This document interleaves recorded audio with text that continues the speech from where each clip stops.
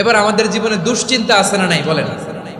Tension, hyper tension, anxiety, depression, চিন্তা tension নাই এরকম কে কে আছে দেখি, হাত তোলেন। ওই যে হাত তুলছে এক আল্লাহর ওলি, ওই যে টেনশন নাই তোমার, মাশাআল্লাহ। ও না বুঝে তুলছে, জোকের চোটে, জোশের ঠেলায় ধাক্কায় তুলে ফেলছে। সবার জীবনে টেনশন আছে না নাই? এই দুশ্চিন্তা, পেরেশানি, মারাত্মক পেরেশানি থেকে মুক্তি পাওয়ার জন্য বিষ্ণু ইসলাম দুটো দোয়া পড়তেন। কয়টা? অনেকগুলো পড়তেন। স্পেশাল দুটো দোয়া আজকে আপনাদের শিখায় যাব, শুনবেন না? কষ্ট হচ্ছে? সংক্ষিপ্ত মুনাজাত দিয়ে দেই। ওরে আল্লাহ, আমি তো 9:30 ক্রস করে ফেলছি মাসুদ ভাই, খেয়াল করে নেই।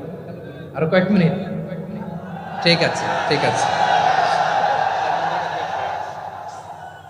পেরেশানিতে পড়লে, টেনশনে পড়লে এই দোয়াটা, প্রিয় ভাইরা, বিষ্ণু ইসলাম যখন খুব বিপদে পড়তেন, দুশ্চিন্তা ওনাকে ঘিরে ধরতো, উনি পড়তেন ইয়া হাইয়ু ইয়া কাইয়ুম বিরহমাতিকা আস্তাগীথ, ইয়া হাইয়ু ইয়া কাইয়ুম বিরহমাতিকা আস্তাগীথ, ইয়া হাইয়ু ইয়া কাইয়ুম, হে শাশ্বত অবিনশ্বর, হে চিরঞ্জীব, বিরহমাতিকা আস্তাগীথ, তোমার রহমতের উসিলায় তোমার কাছে ফরিয়াদ করি। এটা পড়তেন। আবার আরেক বর্ণনায় এসেছে ইয়া হাইয়ু ইয়া কাইয়ুম বিরহমাতিকা আস্তাগীথ আসলিহ লি শা'নি কুল্লাহু ওয়ালা তাকিলনি ইলা নাফসি তারফাতা আইন। আসলিহ লি শা'নি কুল্লাহ, আল্লাহ আমার সবকিছু আপনি সেটেল করে দেন। আমাদের সব ঝামেলা সেটেল করে দিতে পারে কে? আমরা তো সেটেলমেন্টের জন্য ওই এসপি সাহেবের কাছে যাই, ডিসি সাহেবের কাছে যাই, অমুক ভাইয়ের কাছে যাই, তমুক ভাইয়ের কাছে যাই। এই দোয়া পড়লে আরশের উপর থেকে আপনার ম্যাটার সেটেল করে দিবে কে? তাহলে পড়বেন ইয়া হাইয়ু, এ চিরঞ্জীব। হাইয়ু মানে চিরঞ্জীব, যিনি চিরকাল বেঁচে থাকবেন, মরবেন না। আল্লাহ মরবেন? তার কোনো লয় আছে? ক্ষয় আছে? সূরা আর-রহমানে আল্লাহ বললেন কুল্লু মান আলাইহা ফানি ওয়া ইয়াবকা ওয়াজহু রাব্বিকা যুল জালালি ওয়াল ইকরাম ফাবিআইয়ি আলাই রাব্বিকুমা তুকাযিবান। জমিনে যা আছে সব ফান, ভ্যানিশ হয়ে যাবে, নিশ্চিহ্ন হয়ে যাবে, শেষ হয়ে যাবে, সব বিলুপ্ত হয়ে যাবে, একজন ছাড়া। জোরে বলেন তিনি কে? ইয়া হাইয়ু, আমার সাথে আওয়াজ করে পড়েন ইয়া হাইয়ু ইয়া কাইয়ুম ইয়া হাইয়ু ইয়া কাইয়ুম বিরহমাতিকা আস্তাগীথ আসলিহ লি শা'নি কুল্লাহ ওয়ালা তাকিলনি ইলা নাফসি তারফাতা আইন। এভাবে দোয়া করলে আপনাকে বিপদ মুক্ত করবে কে? এই দোয়াটা কেন পছন্দ আল্লাহর কাছে? কারণ এখানে আল্লাহর দুইটা সুন্দর নাম আছে, গুণবাচক নাম, আল হাই, আল কাইয়ুম, এই দুটো নাম আছে এখানে। আবার এই দুইটা আয়াতুল কুরসির অংশ। আয়াতুল কুরসির শুরুতে এটা আছে না নাই? হ্যাঁ, আছে না নাই? 3 নাম্বার কারণ এটা ইসমে আজম। কোন দোয়াটা ইসমে আজম? যে দোয়া ওসিলায় দোয়া করলে আল্লাহ দোয়া ফেরায় না। অনেকগুলো মত আছে, সবচেয়ে ভ্যালিড মত হচ্ছে এটা, ইয়া হাইয়ু ইয়া কাইয়ুম, এর ওসিলা দিয়ে দোয়া করলে দোয়া কবুল করে কে? 2 নম্বরে বিশ্বনবী মারাত্মক বিপদে পড়লে আরেকটা দোয়া পড়তেন, আল্লাহুম্মা ইন্নী আবদুক। আগে দোয়াটা পড়ি, শুনেন। আল্লাহুম্মা ইন্নী আবদুক ওয়া ইবনু আবদিক ওয়া ইবনু আমাতিক নাসিয়াতি বিয়াদিক মাদিন ফিয়া হুকমুক আদলুন ফিয়া কাদাউক আসআলুকা বিকুল্লি ইসমিন হুয়া লাক সাম্মাইতা বিহি নাফসাক আও আনসালতাহু ফি কিতাবিক আও আল্লামতাহু আহাদাম মিন খালকিক أو استأثرت به في علم الغيب عندك أن تجعل القرآن ربيع قلبي ونور صدري وجلاء حزني وذهاب همي। سبحان الله পড়েন। বিষ্ণুই বলতেন আল্লাহুম্মা ইন্নী আবদুক, ও আল্লাহ আমি আপনার গোলাম, ওয়া ইবনু আবদিক, গোলামের ঘরের গোলাম, ওয়া ইবনু আমাতিক, বাদীর ঘরের গোলাম। মানে আল্লাহ আমি আপনার গোলাম। আমার বাবা আব্দুল্লাহ ছিল আপনার গোলাম, আমার মা আমিনা ছিল আপনার বাদী। মানে আমরা গোলাম বংশের, সব গোলাম। নিজের এর চেয়ে আর ছোট করে আল্লাহর কাছে উপস্থাপন করা যায় আমার ভাইরা? কথা কি বুঝতেছেন? নিজেকে এর চাইতে ছোট, নগণ্য আর তুচ্ছ করে আল্লাহর সাথে প্রেজেন্ট করা যায়? বিশ্বনবী বললেন ও আল্লাহ আমি আপনার গোলাম, গোলামের ঘরের গোলাম, দাসীর ঘরের গোলাম, নাসিয়াতি বিয়াদিক, আমার মাথার চুলের ছুটি আপনার হাতের মুঠোয়, আপনি ডানে টান দিলে আমি ডানে যেতে বাধ্য, আপনি বাঁয়ে টান দিলে বাঁয়ে যেতে বাধ্য। সুবহানাল্লাহ বলেন। পিছনে দুই একজন ভাই দাঁড়ালেন কেন? হ্যাঁ, বসুন। জায়গা চেঞ্জ করতেছে, সেই দুপুর থেকে বসে আছে আমি জানি। মাশাআল্লাহ, কেউ দু একজন বেরিয়েছে, গ্যাপ পূরণ করতেছে। মাশাআল্লাহ, পড়েন সুবহানাল্লাহ, আলহামদুলিল্লাহ,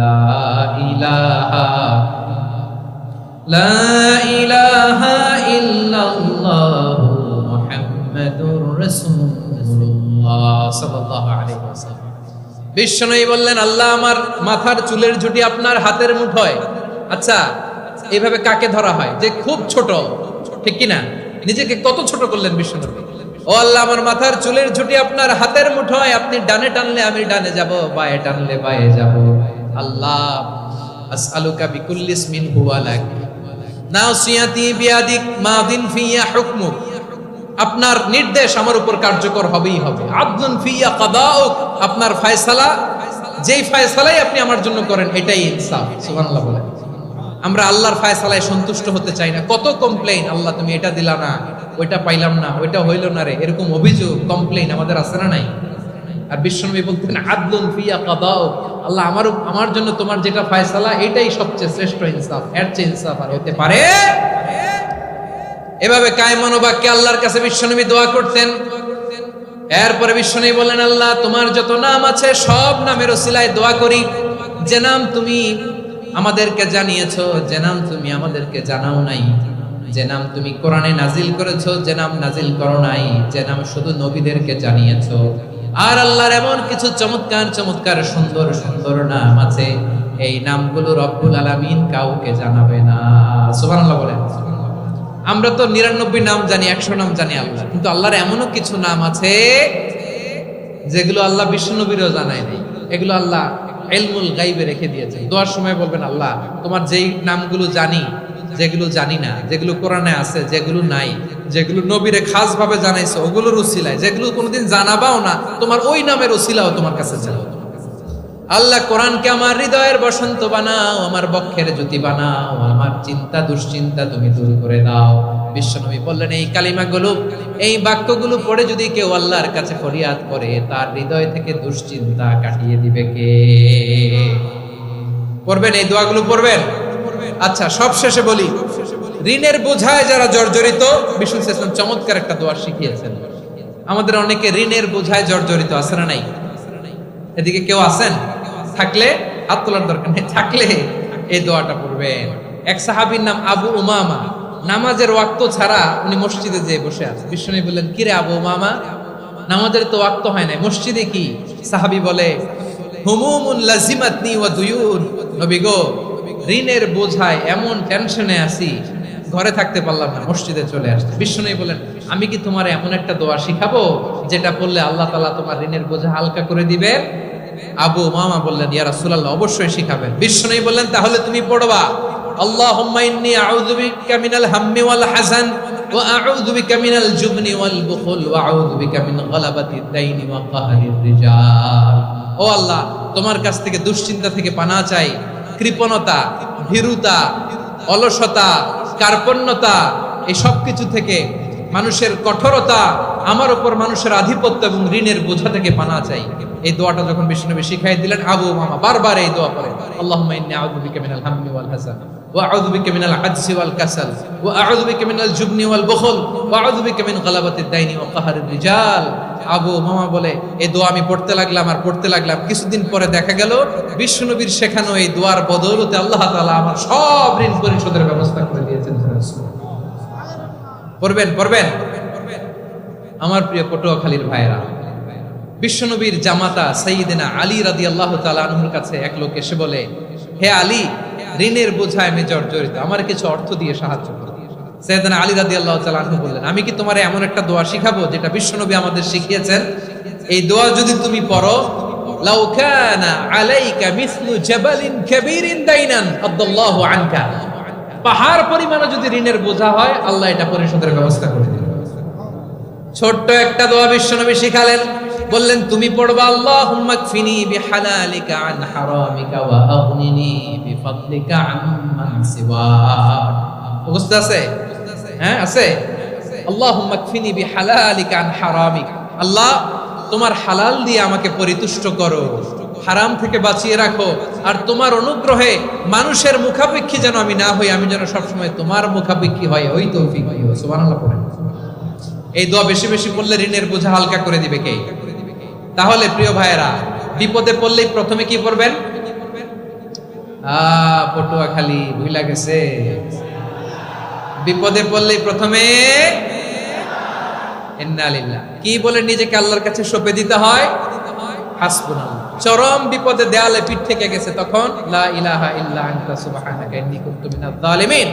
এরপরে লা ইলাহা ইল্লাল্লাহুল আযীমুল হালিম, এই দোয়া। আকস্মিক বিপদ, হঠাৎ যেন কোনো বিপদ আমাকে পেয়ে না বসে, এটার জন্য বিসমিল্লাহিল্লাযী লা ইয়াদুররু মা ইসমিহি শাইউন ফিল আরদি ওয়ালা ফিস সামাই ওয়া হুয়াস সামিউল আলীম। সকালে 3 বার, রাতে 3 বার। আর মারাত্মক tension, hyper tension, anxiety, depression থেকে বাঁচার জন্য 2 দোয়া, ইয়া হাইয়্যু ইয়া কাইয়্যুম, ইয়া হাইয়্যু ইয়া কাইয়্যুম, মনে থাকবে? আর আল্লাহুম্মা ইন্নী আবদু, এই দোয়া। ঋণ থেকে বাঁচার জন্য 2 দোয়া, আল্লাহুম্মা ইন্নী আউযু বিকা মিনাল হাম্মি ওয়াল হাযান, এটা। আর আল্লাহুম্মা কফিনি বিহালালিকা আন হারামিকা ওয়া আগনিনি বিফাদলিকা আম্মান সিওয়াক। আর সব সময় পড়ার জন্য একটা আমল দিয়ে যাই, উঠতে বসতে, অফিসে যাচ্ছেন, অফিস থেকে ফিরতেছেন, বসে আছেন, শুয়ে আছেন, ছোট্ট এক শব্দে আমরা যেন বেশি বেশি পড়ি আস্তাগফিরুল্লাহ। আওয়াজ করে আমার সাথে পড়ুন আস্তাগফিরুল্লাহ, আবার পড়ুন আস্তাগফিরুল্লাহ। আল্লাহ রাসূল সাল্লাল্লাহু আলাইহি ওয়াসাল্লাম বলেন, মান লাজিমাল ইস্তিগফার, যে সব সময় এরকম ইস্তিগফারের সাথে লেগে থাকে, জাআলাল্লাহু লাহু মিন কুল্লি যিকিন মাখরাজা, আল্লাহ তাআলা তাকে কোনো বিপদে আটকান না, সে জীবনে আটকাবে না, যে কোনো বিপদে আল্লাহ তার রাস্তা বের করে দিবেন। Way out, you will get a way out, a solution. সুবহানাল্লাহ। ওয়া মিন কুল্লি হাম্মিন ফারাজা, দুশ্চিন্তা মুক্ত হবে। ওয়া ইয়ারযুকহু মিন হাইসু লা ইয়াহতাসিব, এমন জায়গা থেকে আল্লাহ রিজিকের বন্দোবস্ত করবে যেটা সে কল্পনাও করে নাই। আওয়াজ করে পড়েন সুবহানাল্লাহ। তাহলে মনে থাকবে আস্তাগফিরুল্লাহর কথা। সব শেষ কথা বলবো, সব শেষ আমার প্রিয় ভাইয়েরা। এটা গেল নিজের বিপদ। কিসের বিপদ? নিজে যদি বিপদে পড়ে। অন্যের বিপদ যদি দেখেন, এটার জন্য একটা দোয়া আছে। অনেক সময় আমরা দেখি হাসপাতালে ক্যান্সারের 3rd স্টেজে চলে গেছে, লোকটা হ্যাংলা হয়ে, চিকন হয়ে, হায়রে কি কষ্ট পায়, দেখি না? বিষ্ণু বলে, একটা দোয়া যদি কেউ অন্যের কোনো বিপদ দেখে পড়ে, ওই বিপদ তার জীবনে কখনো আসবে না।